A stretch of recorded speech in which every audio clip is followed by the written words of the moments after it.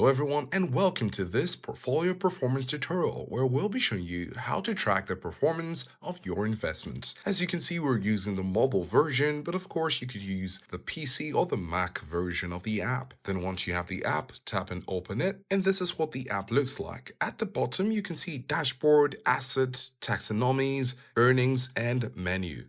Now, what you need to do in order to track your performance of your investment is to move between assets and earnings. When we tap on assets, you can see your different assets, but at the top right here, you can see a graph. However, you can also see categories such as cash, equity, debt, commodity. Now, these are different sample investments. You can see at the top here, we have Bitcoin under cash, iShares Core under equity, Core Euro Government under debt, and diversified commodity under commodity. Now, if we want to track the performance of Bitcoin, we can tap on it and it's going to show us some details such as a purchase, the price, the current valuation, the profit or loss. As you can see for this demo, it's at 137.31. So this helps you to understand the progress you've made on this particular investment. We could go back and follow through with other investments. Of course, we could also tap on earnings at the bottom of our screen and you can see the different earnings from January or the different